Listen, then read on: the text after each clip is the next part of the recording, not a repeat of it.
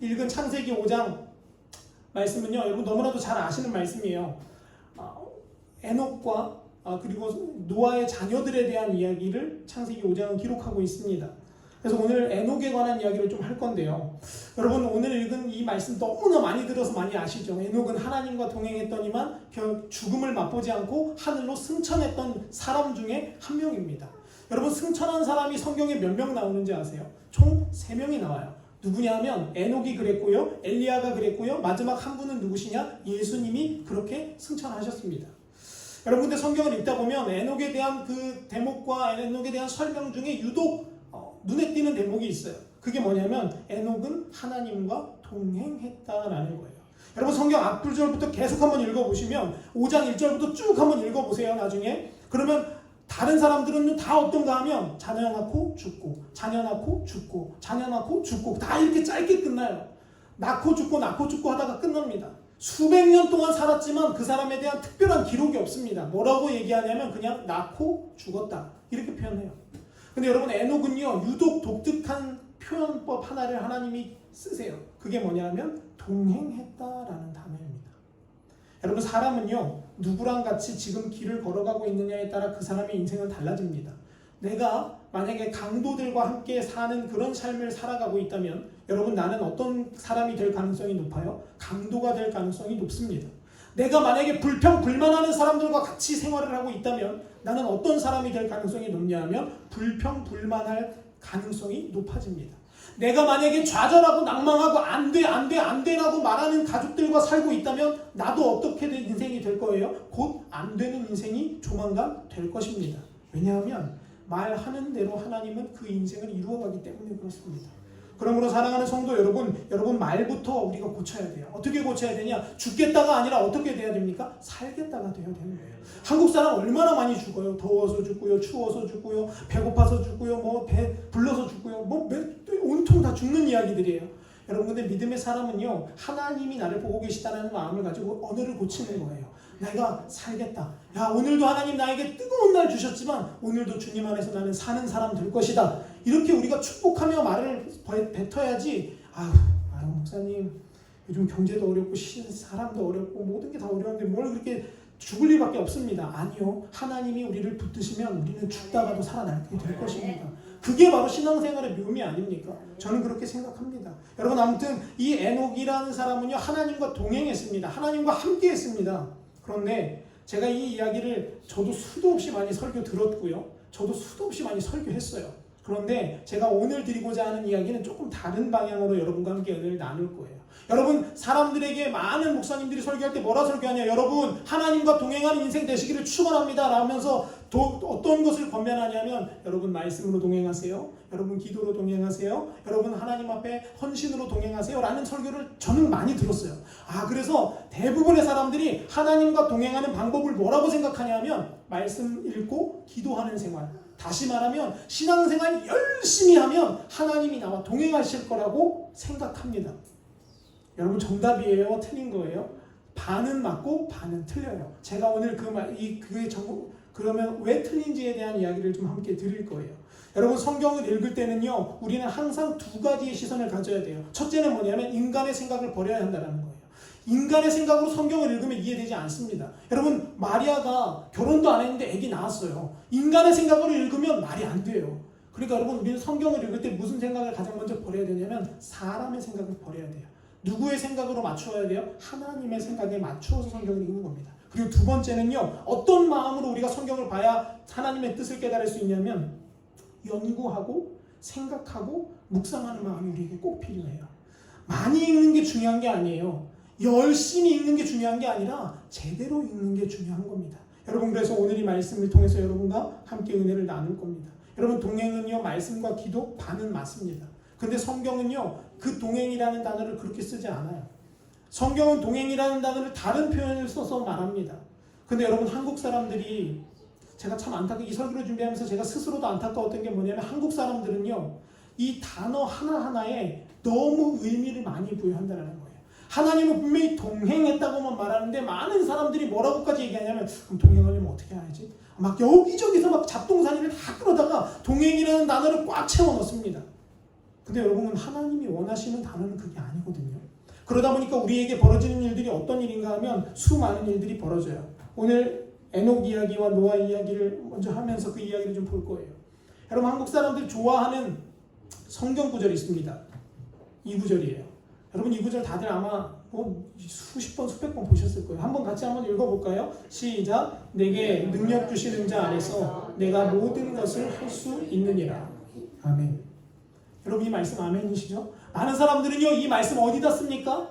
시험 공부할 때, 대학 수능 시험 보러 갈 때 자녀들에게 이 구절 쥐어주면서 이렇게 말하죠. 야, 하나님이 너와 함께 하시면 너 다 할 수 있어. 너 충분히 해낼 수 있어 라고 말하고 자녀들도 아멘이라고 외칩니다.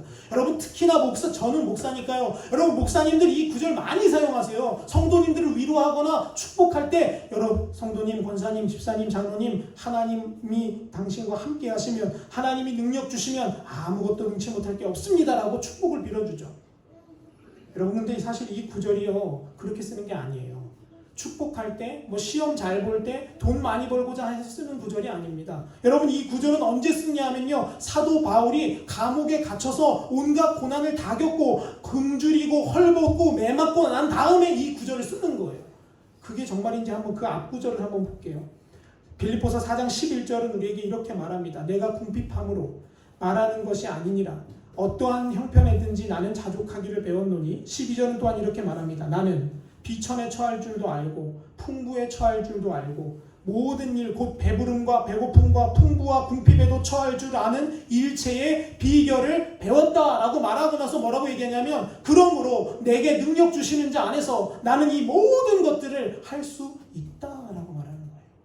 여러분 근데 이 구절만 똑 따라 쓰면 무슨 의미가 되냐면 뭐든지 다 잘 돼. 괜찮아. 예수님이 함께하면 승리할 거라는 게 되는 거예요. 그런데 바울은 그렇게 쓴 게 아니에요. 바울은 뭐라고 쓴 거냐 하면 여러분 배고픔과 고난과 슬픔과 역경이 우리를 찾아올 겁니다.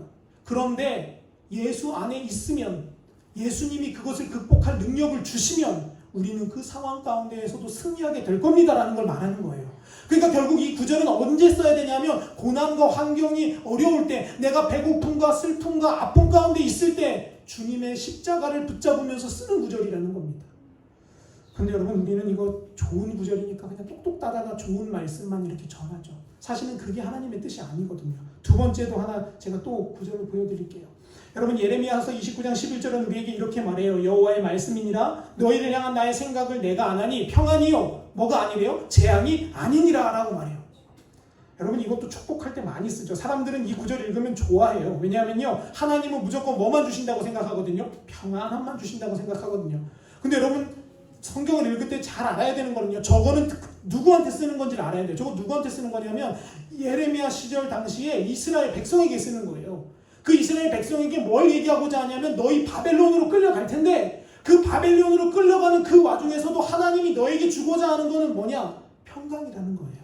그 환난과 역경 바벨론의 포로 시절 가운데에도 하나님이 너에게 주고 싶은 건 평강이라는 거예요. 그러면서 뭐라고 말하냐? 재앙이 아니라 하나님이 너에게는 미래를 보장해 주시겠다라고 말하는 겁니다.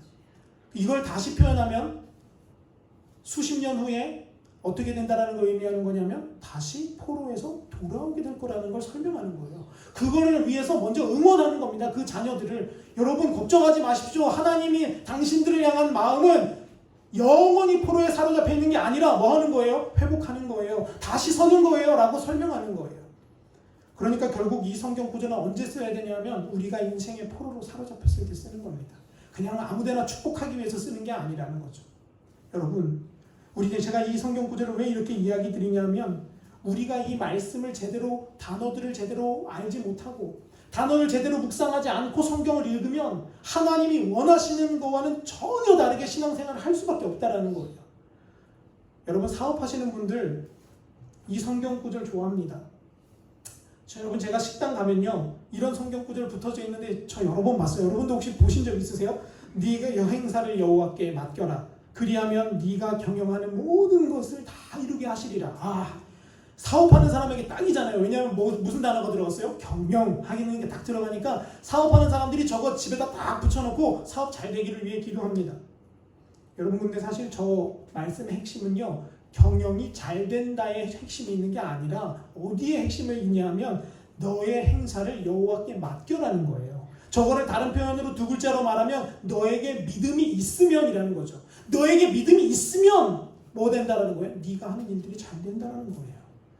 근데 여러분, 많은 사람들은요, 내 안에 믿음도 없으면서, 내 안에 하나님을 향한 신뢰도 없으면서, 하나님을 향한 헌신도 없으면서 뭐만 바라냐? 잘 되기만을 바란다는 거예요. 여러분, 혹시라도 나중에 저런 문구를 붙여놓고 있는 곳에 간다면 한번 주인에게 물어보세요. 혹시 저 구절이 무슨 마음으로 저 구절을 붙이셨습니까? 여러분, 만약에 저 구절에 대한 제대로 된 의미를 알지 못한다면 저것은 어떻게 해석되어지냐? 이렇게 해석되는 겁니다. 하나님, 저에게 믿음이 없을 경우에는 우리의 사업을 어떻게 해주세요? 폭삭 망하게 도와주세요. 이거래요. 사실은 이런 뜻이에요. 하나님, 나에게 믿음이 있으면 나의 사업을 주님이 도와주시고, 나에게 믿음이 없으면 내 사업을 주님 망가뜨려 주세요. 나를 멈춰주세요. 이런 뜻으로 사용한 단어라는 거죠. 여러분, 제가 몇 가지 이렇게 성경 구절을 예를 들었어요. 왜 그런가 하면요, 우리가 이렇게 성경을 읽을 때 우리가 보는 단어들과 하나님이 말씀하시는 단어들이 전혀 다르다는 걸 좀 설명하고 싶어서 그래요. 그러면 이제 다시 오늘의 말씀으로 돌아가겠습니다. 여러분, 오늘의 말씀으로 돌아가서, 그렇다면 하나님과 동행했다, 에녹은 하나님과 동행했더니 라는 이 단어 중에 동행하다라는 것은 무슨 의미를 말하는 걸까요? 여러분, 사람들은요, 동행하다라고 생각하면 어떤 그림을 떠올리냐면 이런 그림을 떠올립니다. 여러분, 혹시 이런 그림 많이 보시죠? 하나님과 동행하는 건 뭐냐? 하나님이 나를 업어주시고, 하나님이 내 손을 잡아주시고, 하나님이 내 어깨 동무하시고 나와 함께 걸어가는 것, 이걸 동행이라고 우리는 생각합니다. 그러면 그렇게 하기 위해서 기도하고요, 그렇게 하기 위해서 말씀을 열심히 읽어요. 근데 여러분, 성경에서 말하는 동행은요, 그런 의미가 아니에요. 하나님과 함께 저렇게 어깨 동무하고 걸어가는 게 아니에요. 하나님이 내가 하는 사업 가운데 오셔서 머리에 안수하면서 복받아라 라고 말하는 게 동행이 아니라는 거예요.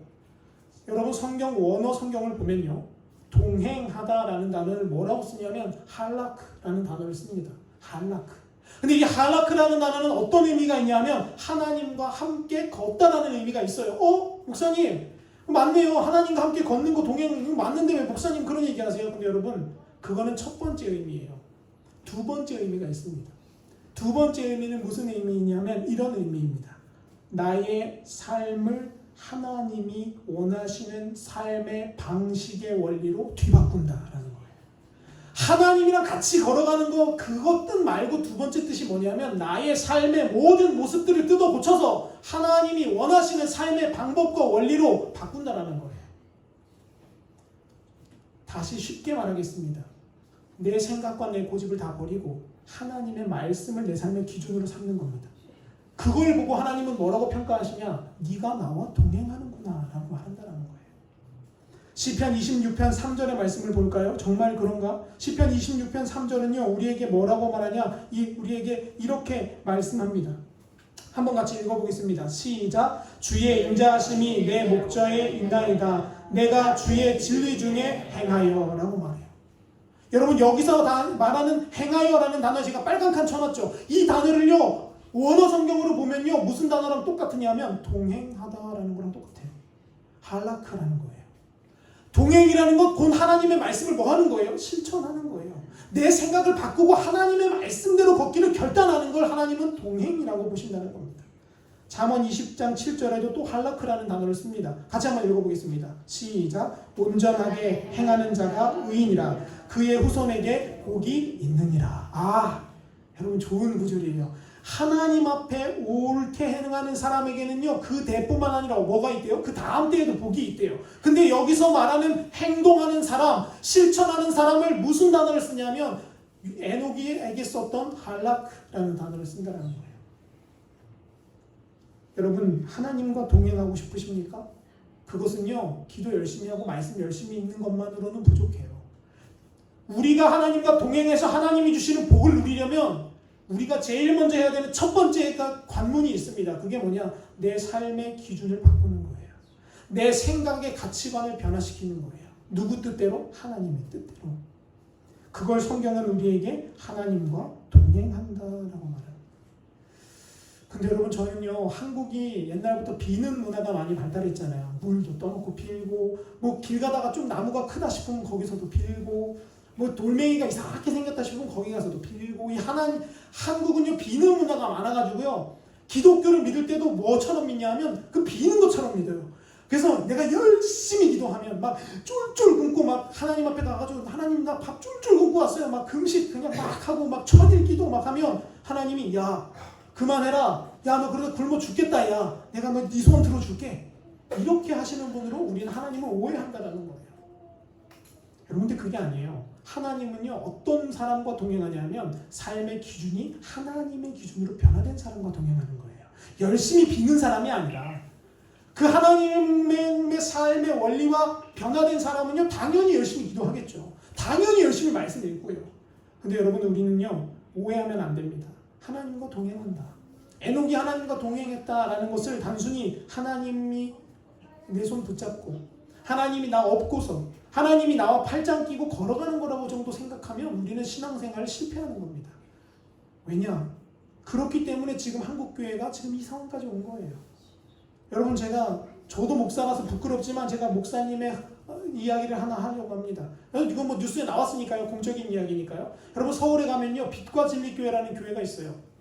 장로교인데요. 제적교인이 한 2,000에서 3,000명 된답니다. 근데 여러분 이 빛과 진리 교회는요 목사님이 곧 법이에요. 목사가 하는 말이 무조건 맞아요. 그래서 직분을 받으려고 하거나 뭐 우리로 말하면 속장이 되려고 하면 어떤 과정을 거쳐야 되는데 그 과정 가운데 어떤 과정이 있냐면 여러분 죄송합니다. 뉴스에 나온 사실을 제가 얘기할게요. 사람에게 그 어떤 과정을 거냐면 목사의 말에 얼마나 순종하려는 보는 거예요. 그래서 뭐를 먹이냐면 사람 똥을 먹인대요. 그래서 실제로 그래서 뉴스에 났어요. 지금 목사가 인분을 성도들에게 먹이는 훈련을 통해서 자기에게 대한 충성을 증명한다라는 것으로 이미 소문이 난리가 났습니다. 그리고 여러분 저도 이 기사 듣다가 웃었어요. 여러분 우리는요 신앙생활을 이렇게 생각한다고요. 목사의 말을 잘 듣는 거 그냥 열심히 기도하는 거 아니요. 그러다 보니까 그 2,000명에서 3,000명의 사람들이 눈이 어두워져서 그게 진짜인 줄 알고 거기를 가는 거예요.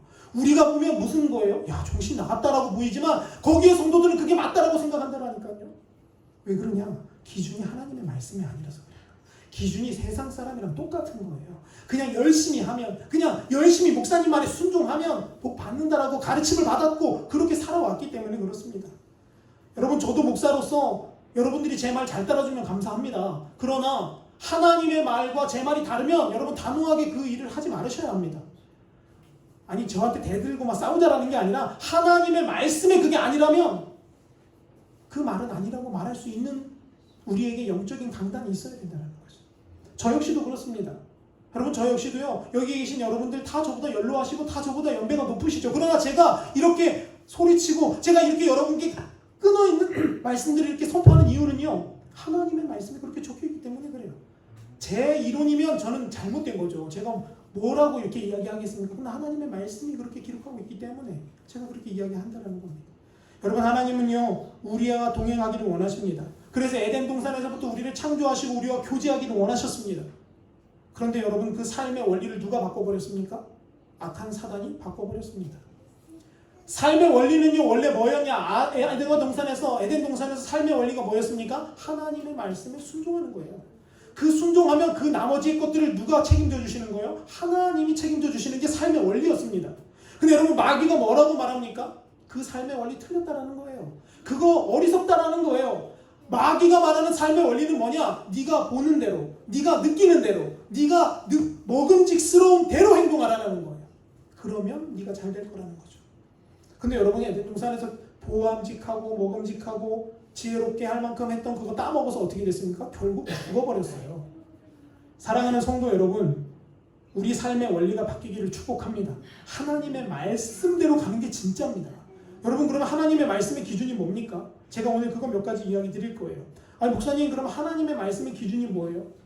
여러분 하나님의 말씀의 기준을 가장 잘 보여주는 건 저는 뭐라고 생각하냐면 산상수훈이라고 생각합니다. 예수님이 이 땅 가운데 오셔서 하셨던 산 위에서의 설교. 원래 사실은요 이거 산상수훈이라는 단어는 사람이 붙인 거예요. 원래 예수님은 그렇게 말씀하지 않고 그냥 하나님의 말씀을 전하는 겁니다. 근데 이제 나중에 후대의 사람들이 거기다가 산상수훈이라고 써서 제목을 붙인 거죠. 마태복음 5장부터 7장입니다. 여러분 거기서는요 우리에게 이런 요건들을 제시하세요. 하나님의 기준들을 우리에게 알려주십니다. 그리고 그 원리대로 살아내라고 우리에게 요청하십니다. 한번 보겠습니다. 몇 가지만. 제가 그 구절 몇 가지를 가져왔어요. 여러분 산상수훈에서는요 우리에게 뭐라고 말하냐면 이렇게 말해요. 악한 자를 만났을 때 마태복음 5장 38절부터 나와요. 악한 자를 만났을 때 어떻게 하라고요? 가서 똑같이 그 사람과 가서 머리끄댕이 잡고 싸우라고요? 그 사람 가서 내 코피 하나 났으면 가서 양쪽으로 그냥 코피 터뜨려 주라고 말합니까? 아니요. 성경은 우리에게 뭐라고 말하냐? 성경은 우리에게 이렇게 말합니다. 제가 읽어드리겠습니다. 나는 너희에게 이르노니 악한 자를 대적하지 말라. 누구든지 네 오른뺨을 때리면 어떻게 하라고요? 네 왼뺨도 돌려대라. 이게 하나님 나라의 삶의 원리입니다. 이게 하나님 나라의 법칙입니다. 여러분 하나님과 동행하는 것은요 이 원리로 우리의 삶을 살아내는 거예요. 이 원리로 우리가 걸어가는 겁니다. 그 다음 구절은 계속해서 이렇게 말해요. 또 너를 고발하여 속옷을 가지고자 하는 자에게 뭐도 벗어주라고요? 겉옷도 벗어주라는 거예요. 계속해서 예수님 이렇게 말씀하세요. 또 누구를 너를 억지로 오리 가자고 하면 너 어떻게 하라고요? 자진해서 심리까지 같이 가주라는 거예요. 그리고 너에게 꾸고자 하는 자에게 절대로 거절하지 말고 꾸어주라는 겁니다.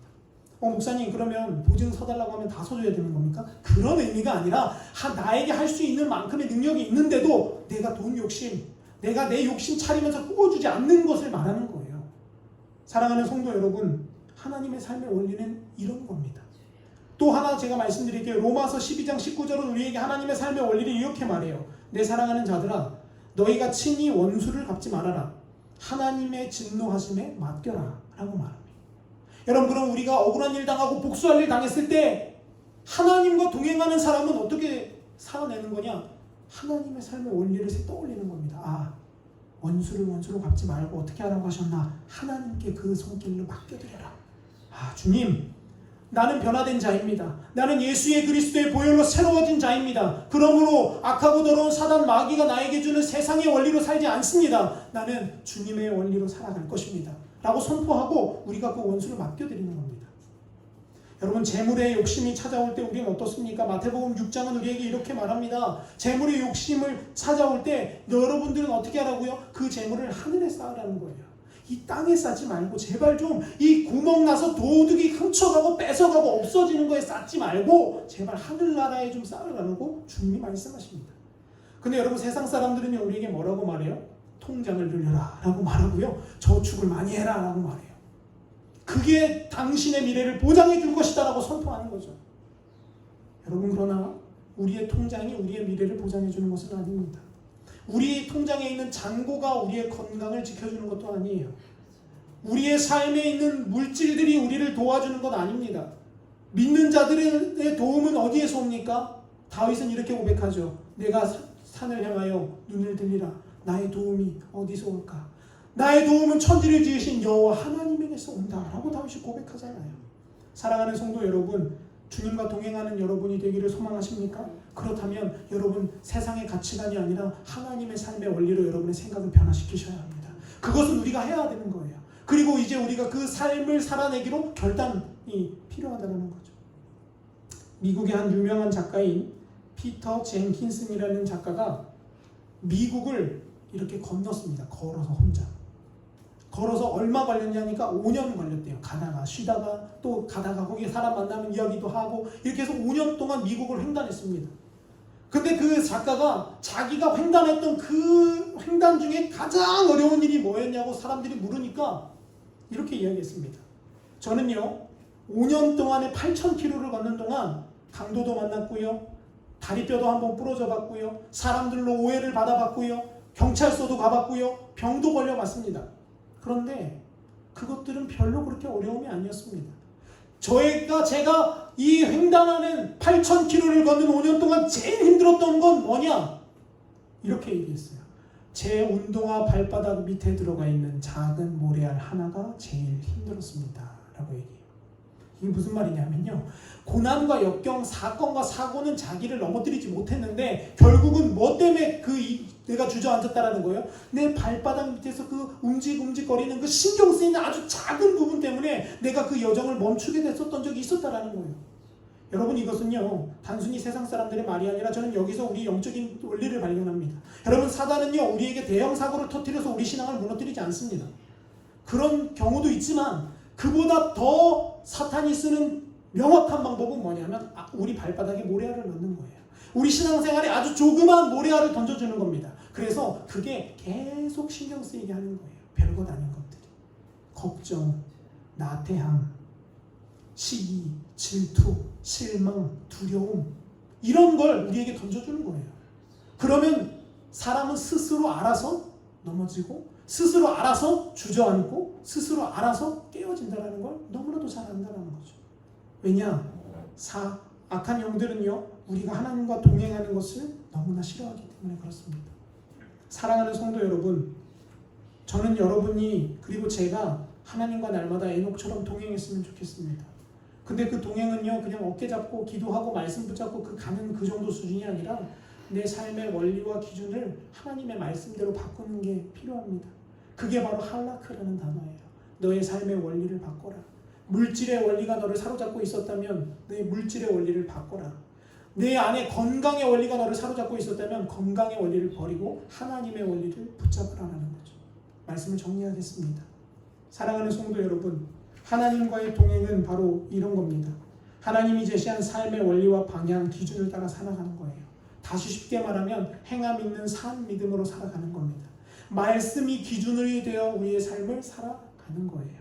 그게 바로 하나님과 동행하는 방법입니다. 저는 가족교회 성도 여러분들이 날마다 삶에서 하나님과 동행하셨으면 좋겠어요. 노아도 하나님이 뭐라고 말씀하셨냐?